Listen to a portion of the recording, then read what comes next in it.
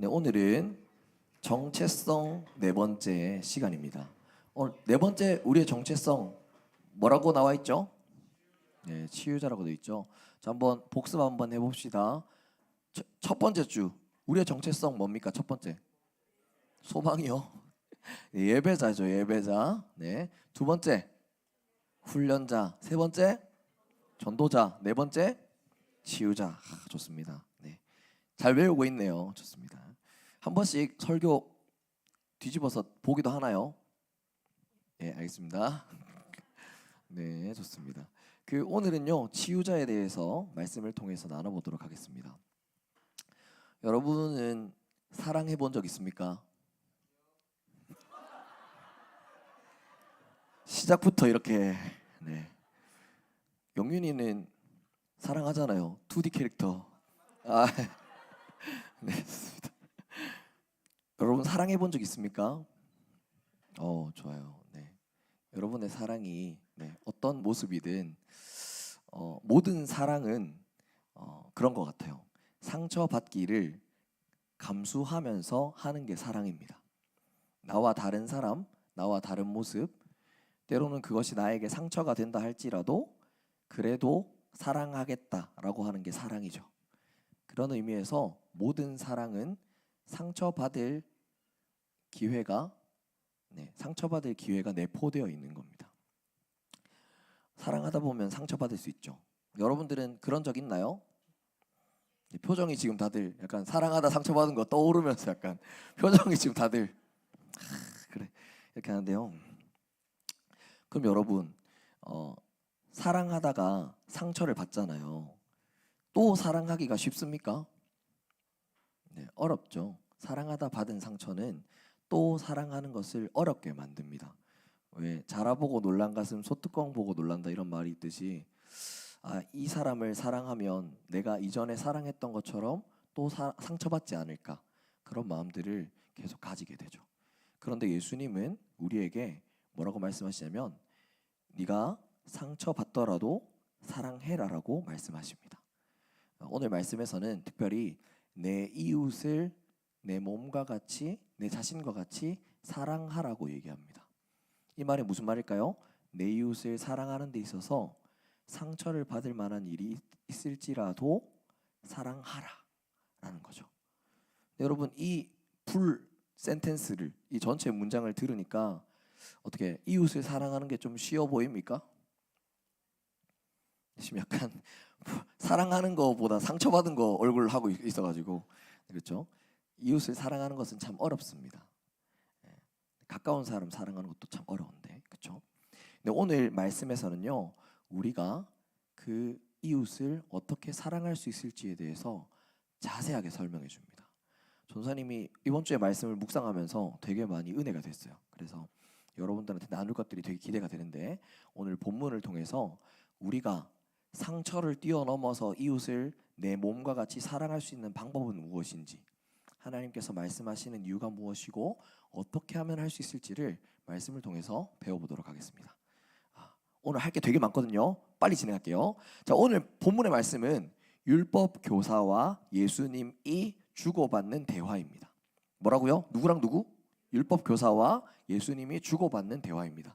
예수님이 율법 하나님의 말씀에 대해서 잘 설명해 주니까 어떤 율법 교사가 손을 들고 예수님 저도 율법을 가르치는 사람인데 제가 궁금한 걸 예수님께 질문하겠습니다 라고 얘기하면서 오늘의 대화가 시작되는 겁니다. 자, 근데 여러분 어떤 대화로 시작되는지 봅시다. 오늘 말씀에 자, 이 율법 교사가 뭐라고 질문하면서 시작하는지 오늘 말씀 25절입니다. 25절 시작. 어떤 율법 교사가 일어나 예수를 시험하여 이르되 선생님 내가 무엇을 하여야 영생을 얻으리이까? 자, 이 율법 교사가 예수님에게 무엇을 질문합니까? 어떻게 하여야 영생을 get 할 수 있습니까? 맞죠? How to get 영생 맞죠? 다 비웃는데요. 약간 저도 영어 잘해요. 예. 아무튼 영생을 어떻게 하면 얻을 수 있냐고 예수님께 질문하죠. 그러니까 예수님이 뭐라고 대답합니까? 그 다음 보세요. 예수님 뭐라고 대답해요? 자, 읽어봅니다. 시작. 예수께서 이르시되 율법에 무엇이라 기록되었으며 내가 어떻게 읽느냐. 자 보세요. 이 사람이 누구라고요? 율법 교사예요. 맞죠? 그럼 율법을 잘 알까 모를까? 알아요. 잘 알죠? 그러니까 물어본 거예요. 네가 잘 알고 있는 율법에는 하나님의 법에는 뭐라고 기록돼 있는데? 라고 예수님이 답하신 겁니다. 자 그러자 이 율법 교사가 나 전문 분야야. 나 1타 강사야. 율법 1타 강사야. 이렇게 해서 대답합니다. 뭐라고 대답하는지 한번 읽어보겠습니다. 시작. 대답하여 이르되 내 마음을 다하며 목숨을 다하며 힘을 다하며 뜻을 다하여 주 너의 하나님을 사랑하고 또한 내 이웃을 내 자신같이 사랑하라 하였나이다. 예수님 제가 잘 알아요. 하나님의 말씀에는요 내 마음을 다하고 목숨을 다하고 힘을 다하고 뜻을 다해서 하나님을 사랑하라고 얘기해요. 또 그거가 마찬가지로 내 이웃을 내 몸과 같이 사랑하면 영생을 얻는다라고 하나님 말씀에는 기록돼 있습니다 라고 이 율법 교사가 대답하는 거예요. 여러분 근데 여기서 뭔가 이상한 게 있지 않나요?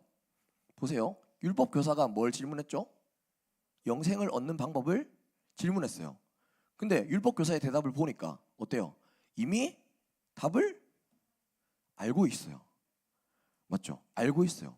이 율법 교사는 구약의 율법에 의해서 하나님의 법에 따르면 말씀에 따르면 영생을 받는 방법을 이미 알고 있어요. 자기가 질문하고 자기가 대답하는 거야. 왜 질문했을까요? 우리가 물음표를 하나 띄워야죠. 물음표를 띄운 상태로 봅시다. 예수님이 이 율법 교사의 말을 듣고 답을 듣고 간단하게 말합니다. 뭐라고 얘기하냐고요? 예수께서 이르시되 네 말이 정답입니다. 네, 정답입니다. 그러니까 그렇게 사세요 라고 얘기하는 거예요. 율법 교사가 질문한 영생에 대해서 율법 교사는 이미 답을 가지고 있습니다. 예수님이 그거에 대해서 그냥 맞다라고 얘기해 주시고 그렇게 살아라고 얘기해요. 맞죠? 자 그러면 보세요. 율법 교사는 자기가 질문한 거에 대한 답을 얻었어요, 못 얻었어요? 얻었어요, 맞죠? 얻었어요. 그것도 자기가 이미 알고 있는 그 답을, 맞죠? 얻었어요. 그러면 질문 이제 끝이죠. 궁금한 거 끝이잖아요. 궁금한 거 끝인데 이 율법 교사는 한 개를 더 질문합니다. 이 한 개를 더 질문하는 모습을 보면서 율법 교사가 왜 예수님께 영생을 얻는 방법을 질문했는지 진짜 이유가 나와요. 다음 절 같이 읽어보겠습니다. 시작. 그 사람이 자기를 옳게 보이려고 예수께 여짜오되 그러면 내 이웃이 누구니까? 결국 이 율법 교사가 예수님께 질문한 이유가 뭐다? 자기 알고 있는 거 드러내려고, 자기가 예수님 앞에서 옳다라고 인정받으려고 질문한 거예요. 말 그대로 진짜 영생을 얻는 방법이 궁금해서 질문한 게 아니라 나 아는 거 티내려고, 또 나 잘하고 있다고 칭찬받으려고 이 질문을 했다는 겁니다. 이 율법 교사는 자기 신앙의 목표가 자기를 드러내기 위한 것이었습니다. 여러분들의 신앙은 어떻습니까? 나를 자랑하기 위해서 신앙생활을 하고 있지 않습니까? 신앙은 자기가 잘난 것을 자랑하기 위해서도 아니고 자기가 잘난 모습만 남들에게 보여주기 위해서 가지는 것이 아닙니다. 사람의 마음이요 참 교묘해서 신앙을 가지고 있음에도 불구하고 나를 드러내려고 할 때가 참 많아요. 남들이 보기에는 신앙적으로 괜찮은 모습만 보이려고 할 때가 진짜 많습니다. 그럴 때 해결책이 뭔지 압니까? 말을 안 하는 겁니다. 말을 안 하는 거. 한마디 더 해서 드러내고 싶을 때 참는 거예요. 되게 유명한 시인인 목사님이 있습니다. 서성환 목사님이라는 분인데 그분이 적은 승리라는 시에 보면요 이렇게 나와 있습니다. 승리가 무엇인 줄 아는가? 하고 싶은 말, 그 많고 많은 말 모두 힘겹게 억누르고 오직 주께서만 말씀하게 하는 것이 바로 승리다. 예수님이 옳다, 그렇게 살아라, 네가 아는 것이 맞다 라고 얘기해 주시면 내 이웃이 누구입니까? 라고 얘기하면서 저 잘 살고 있죠? 이렇게 인정받으려고 하지 말고요 그냥 맞다고 하면 그렇게 살라고요. 나 잘 살고 있죠? 이렇게 인정받으려고 하는 거 덧붙이지 말고 그냥 그대로 살면 됩니다. 제가 존경하는 오카는 목사님이라는 분이 계신데 그분이 그러셨어요. 사람들한테 자기는 인정받는 게 두렵다고. 이 땅에서 사람들한테 인정받는 게 많을수록 하나님 앞에서 인정받을 게 없어지는 것 같다고. 여러분, 우리는 이 땅에서 사람들에게 인정받으려는 것에만 목숨 걸고 살아가지 않습니까? 그거 말고 하나님 앞에서 인정받는 삶, 예수님이 잘했다고 하시는 것에 칭찬받는 삶을 여러분 추구하고 살아가십시오. 그러기 위해선 입을 닫고 기도하면 됩니다. 사람들의 인정을 받으려고 입을 열지 말고 사람들의 인정 말고 무릎을 꿇으세요. 사람에게 한마디 더해서 자랑하는 삶이 아니라 하나님께 자랑하는 무릎 꿇는 삶을 우리는 살아야 합니다. 자, 이 율법 교사가 예수님에게 추가적으로 질문을 더했어요. 뭐라고 질문했냐면 내 이웃이 누구냐고 질문합니다. 내 이웃이 누구냐고. 자, 율법을 가르치는 율법 교사가 율법에 나와 있는 내 이웃을 사랑해라의 이웃을 몰랐을까요? 그것도 아니죠. 일타강사면 단어의 정의는 알아야 되잖아요. 맞죠? 그러면 이 율법 교사는 결국 내 이웃이 하나님이 내 이웃을 내 몸처럼 사랑해라라고 말씀했던 그 이웃도 알고 있었어요. 무슨 말인지 알겠어요? 율법 교사가 가르치려면 단어를 알아야 될 거 아니야. 맞죠? 율법 교사가 사람들 앞에 서서 여러분들이 영생을 얻으려면 하나님을 사랑하고 여러분들의 이웃을 사랑해야 됩니다 라고 가르치는데 누가 손들고 이웃이 누군데요? 질문하면 대답해야 될 거 아니에요. 율법 교사는 여기서 말하는 이웃이 누구인지도 알고 있었습니다. 여기서 나온 이웃은 헬라어로는 플레시온이라고 얘기하는데요. 플레시온은 이제 구약의 히브리어로 바꾸면 레아라는 단어예요. 레아라는 단어. 이 레아는 이런 뜻이 있습니다. 지리적으로, 관계적으로 가까이 있는 사람, 친구, 근처에 사는 사람. 자, 그러면 뭘까요? 이 율법 교사가 인용한 구약 성경의 구절에서는 뭐다? 내 이웃을 내 몸처럼 사랑하라. 이게 뭐냐면 네 주변에 있는 사람들, 너와 가까운 사람들을 내 자신처럼 사랑하라. 이런 의미예요. 자, 그래서 율법 교사가 이 이웃이 뭔지 알고 있었잖아요. 그래서 예수님한테 질문했을 때 자기 생각한 거예요. 예수님이 만약에 여기서 말하는 이웃은 네 주변에 있는 사람이야 라고 예수님이 답을 하면 그러면 저는 참 잘 사랑하고 있군요 라고 자랑하려고 했던 거야. 이해 가요? 이해 가요? 지금 약간 지금 약간 이웃 약간 이런 느낌인데 예수님이 이 이웃의 정의에 대해서 얘기를 하면 그래 맞아 나는 내 이웃을 잘 사랑하고 있어요 라고 얘기하려고 이 질문을 던진 거라고요. 근데 예수님이 얘기하시는 대답은 이 율법 교사가 알고 있던 대답과 완전히 다릅니다. 내가 알던 이웃이랑 다르네.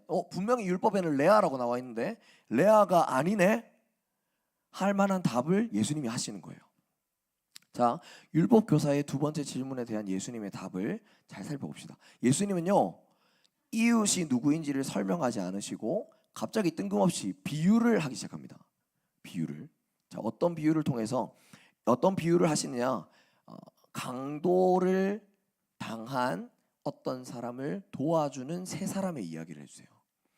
이 세 사람의 이야기를 통해서 진짜 이웃, 하나님이 말씀하셨던 진짜 이웃이 누군지를 알려주기 위해서 답하시는 거예요. 자, 보세요. 자, 이 이웃은 그냥 이웃이 아니라 아까 율법에서 말했던 내 자신같이 사랑해야 될 이웃이죠. 이것에 대한 답을 이 비유로 주시는 거예요. 자, 보세요. 본문에는 총 3명의 사람이 나옵니다. 예수님이 3명의 사람을 얘기해요. 근데 이 3명의 사람은 행동이 두 가지로 분류가 됩니다. 자, 놓치지 말고 따라오세요. 오늘 약간 설명하는 게 많아서 진짜 잠이 오기 시작하는데 이 세 사람은 두 가지 행동을 하는 사람으로 분류됩니다. 알겠죠? 자, 봅시다. 오늘 말씀 보세요. 자, 첫 번째 31절 읽어봅니다. 시작. 아침 한 제사장이 그 길로 내려가다가 그를 보고 피하여 지나가고. 자, 인물에 집중해서 보세요. 두 번째 시작. 또 이와 같이 한 레위인도 그곳에 이르러 그를 보고 피하여 지나가되 자, 마지막 사람. 어떤 사마리아 사람은 여행하는 중 거기 이르러 그를 보고 불쌍히 여겨. 자, 한글 다 아시죠? 네. 첫 번째 누구? 한 제사장. 두 번째 한 레위인. 세 번째 사마리아 사람. 맞죠? 세 사람이 등장해요. 세 사람이 등장하는데 첫 번째는 제사장, 두 번째는 레위인, 세 번째는 사마리아 사람이에요. 자, 이 세 사람이 등장하는데 강도당한 사람을 보고 행동하는 것은 두 부류로 나눠집니다. 자, 첫 번째 부류의 사람은 어떤 사람이냐 봅시다. 보세요. 한 제사장이 강도당한 그를 보고 어떻게 했다고요? 피하여 지나갔다. 맞죠? 자, 그러면 피하여 지나간 부류가 한 부류가 있는 거예요. 자, 다음 레위인은 어떻냐? 보세요. 한 레위인도 어떻게? 피하여 지나갔다. 자, 보세요. 세 사람 중에 두 사람은 어떻게 했다? 보고 피하여 지나갔다는 거예요. 그러면 세 번째 사람은 어떻게 했냐? 세 번째 사람 설명하기 전에 이 첫 번째 부류에 대해서 저는 설명할게요. 이 제사장과 레위인은 어떻게 했다? 강도당한 사람을 보고 피하여 지나갔어요. 근데 여러분, 성경에서 예수님이 이런 비유를 설명하실 때는 특별한 이유를 가지고 설명했을 거 아니에요? 그렇죠? 맞죠? 왜 많고 많은 사람 중에 많고 많은 사람 중에 왜 제사장과 레위인을 비유로 들어서 설명했는지를 생각해 봐야 돼요. 오케이? 성경을 여러분 이렇게 읽어야 하나님의 뜻이 보이는 겁니다. 보세요. 제사장과 레위인의 공통점이 뭘까요? 이 두 사람의 공통점은 하나님께 예배를 드리는 사람들이었어요. 하나님을 섬기는 사람들이었어요.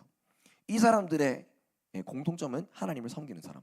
근데 이스라엘 문화에 따르면요, 제사장, 레위인들은 정기적으로 예루살렘 성전에 올라가서 하나님께 예배를 드리는 사람들이었어요.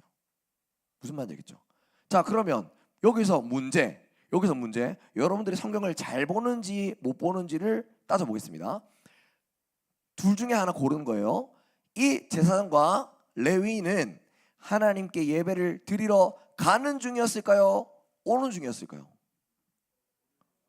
자, 가는 중이었다 손. 예배를 드리러 가는 중이었다 손. 좋습니다. 네. 자, 오는 중이었다 손. 네 알아서 해라. 자, 정답은요. 본문을 잘 보면 나옵니다. 자, 오늘 본문 30절 보세요. 예수께서 대답하여 이르시되 어떤 사람이 예루살렘에서 여리고로 내려가다가 강도를 만났다 했죠.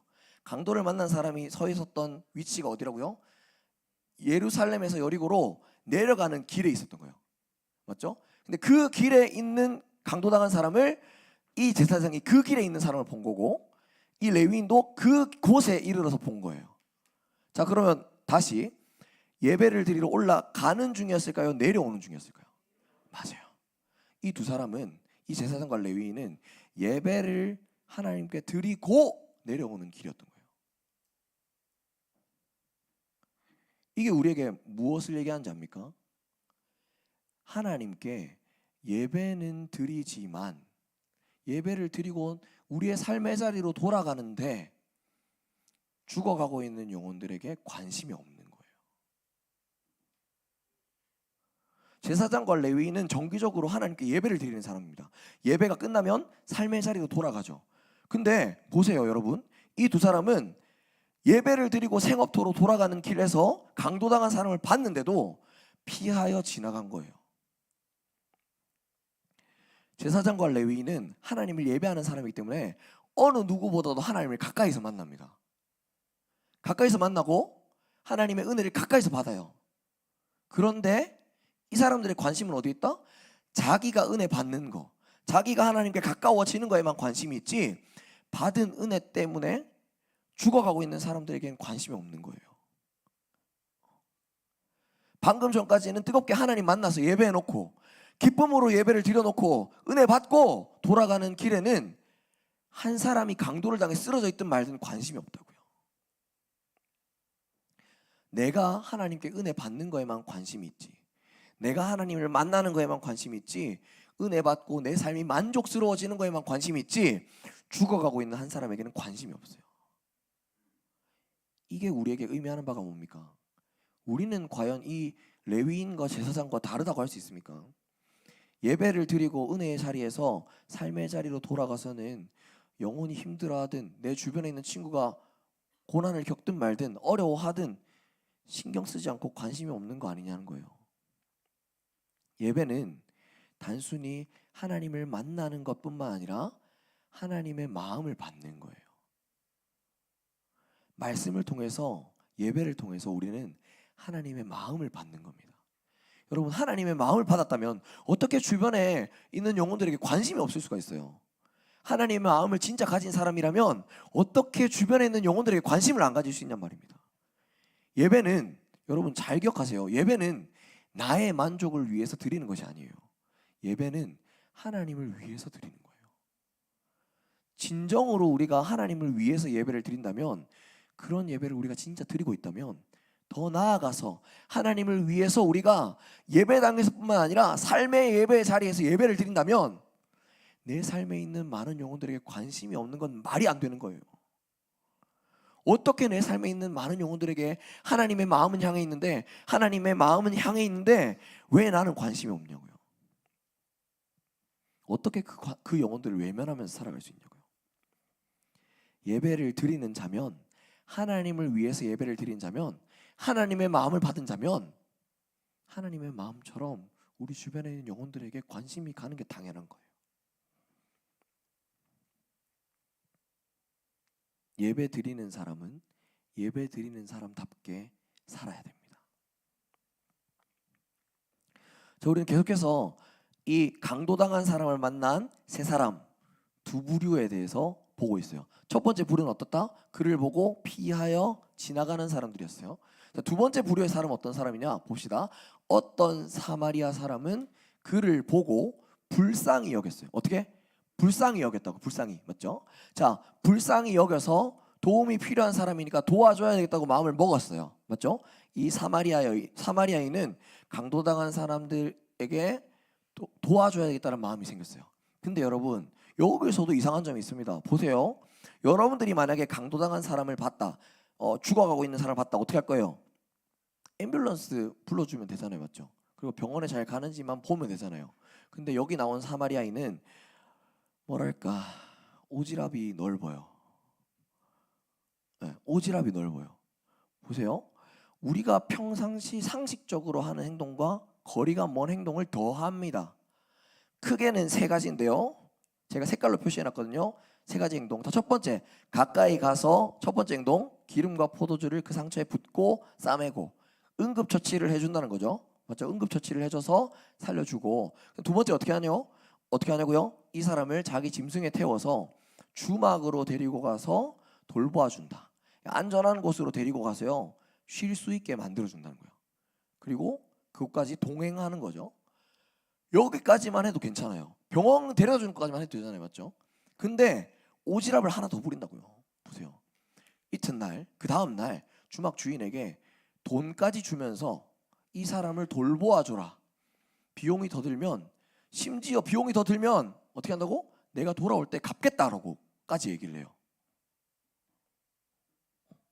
여러분, 첫 번째, 자, 세 가지로 나눠볼게요. 첫 번째, 죽지 않도록 살려줬죠. 두 번째, 쉴 수 있는 곳으로 함께 데리고 갔어요. 세 번째, 자기가 떠나더라도 보살핌 받을 수 있도록 보장했어요. 예수님이 왜 이 비유를 추가적으로 설명하셨는지 잘 생각해 봐야 돼요. 하나님이 왜 이걸 굳이 여기 적어놨는지. 자, 보세요. 첫 번째 행동, 살려줬어요. 맞죠? 죽어가는 이 사람을 살려줬어요.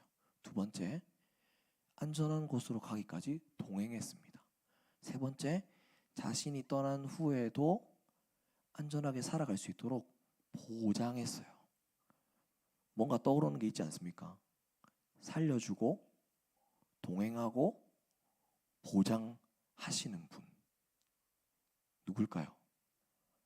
예수 그리스도예요. 죽어가고 있던 우리를 영원한 죽음 가운데서 살려주고 안전하게 쉴 수 있는 하나님 아버지 품으로 데리고 동행하면서 자기가 떠난 후에도 성령님의 보살핌을 받을 수 있도록 보장하는 분, 누구라고요? 예수 그리스도예요. 이 말은요, 뭐냐? 강도당해서 죽어가고 있는 우리를 예수님께서 그런 사랑으로 사랑하신다라는 얘기를 하는 거예요. 강도당해서 죽어가고 있는 사람의 이웃이 되어주시는 분이 누구다? 예수 그리스도라는 거예요. 사마리아인이라고 예수님께서 비유하셨지만 우리에게 그 사마리아인이 되어주신 분이 누굽니까? 예수 그리스도죠. 예수님은 자기 자신이 우리에게 그런 이웃이 되어주겠다라고 얘기하신 겁니다. 예수님이 이 말씀을 통해서 궁극적으로 하고 있는 말씀은요, 네 이웃을 네 자신과 같이 사랑하라가 아니라요, 내가 나의 이웃인 너희를 내 자신보다 더 사랑하겠다라고 얘기하시는 거예요.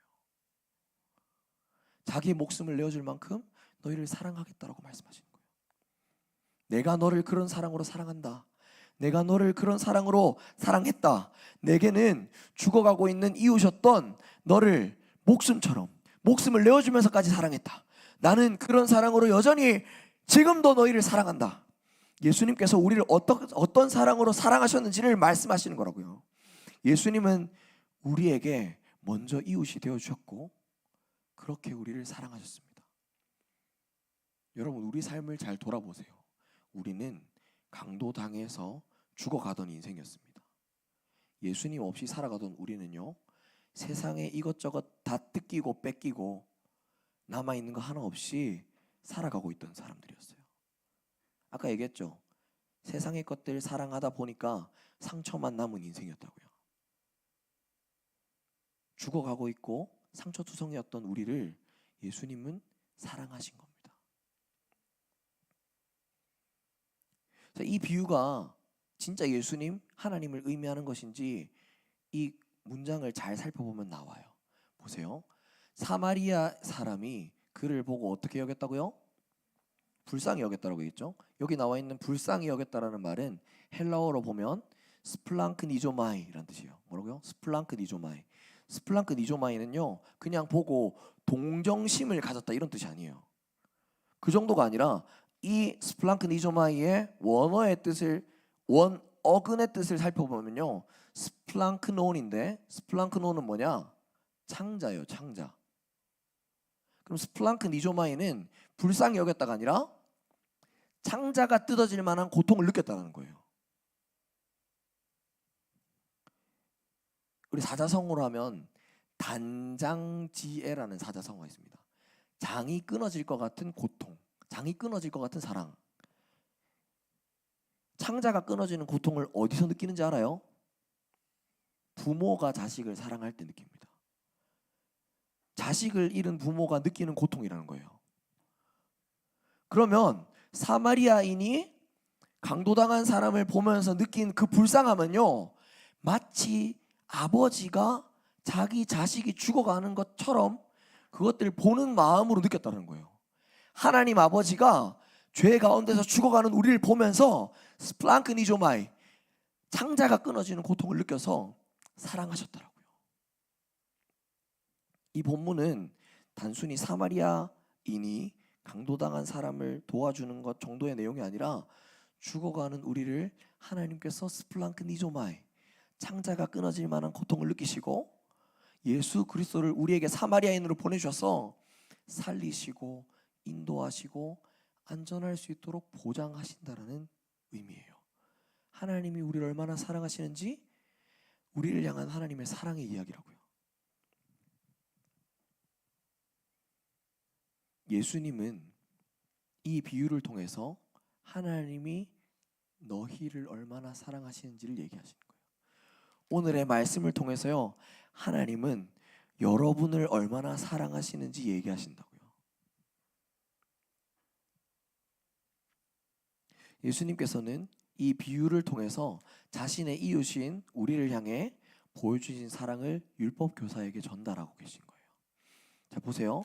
예수님이 자기가 어떤 사랑으로 사랑했는지를 얘기하면서 율법 교사에게 마지막으로 하는 말이 있습니다. 37절 한번 읽어볼까요? 시작. 이르되 자비를 베푼 자니이다. 예수께서 이르시되 가서 너도 이와 같이 하라 하시니라. 자, 거기서 그치지 않고 율법 교사에게 뭐라고 얘기한다고요? 가서 너도 이와 같이 하라. 내가 너희를 위해 십자가에 죽은 것처럼 너희도 가서 이와 같이 하라 라고 말씀하시는 거예요. 예수님께서는 먼저 우리의 이웃이 되어주시고 이웃이 되셔서 필요를 채워주셨고 너희도 나처럼 이웃들에게 필요를 채워주는 사람이 되어라라고 말씀하시는 거예요. 예수님처럼 여러분들도 누군가의 이웃이 되어주라고 말씀하시는 거예요. 말씀을 맺겠습니다.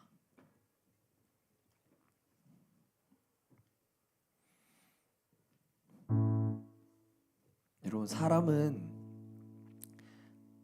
사람은 의지해야 될 존재가 아니라 사랑해야 될 존재입니다. 근데 여러분, 사람을 사랑하면 항상 상처를 받아요. 근데도 예수님은 우리에게 꾸준히 말씀하시죠. 상처받아도 사랑해라. 내 이웃을 네 몸과 같이 사랑해라. 네 원수도 사랑해라. 여러분, 이게 쉬운 겁니까? 쉽지 않아요. 쉽지 않아요. 근데 오늘 본문은 우리가 그렇게 사랑할 수 있는 방법에 대해서 설명해 줍니다. 그 유일한 방법은 뭐냐? 우리를 사랑하신 예수님의 사랑을 기억할 때만 가능한 거예요. 예수님이 나를 어떤 사랑으로 사랑하셨는지를 기억해야만 우리는 그렇게 사랑할 수 있습니다. 예수님이 나에게 어떤 치유자가 되어주셨는지를 기억해야만 우리도 그 사람들에게 치유자가 되어줄 수 있어요. 예수님은 절대 우리에게 그냥 가서 해라 라고 말씀하시고 뒷짐지고 있는 분이 아니에요. 예수님은 내가 먼저 너희를 사랑할게. 내가 먼저 보여줄게. 그러니까 너희도 해보지 않을래 말씀하시는 거예요.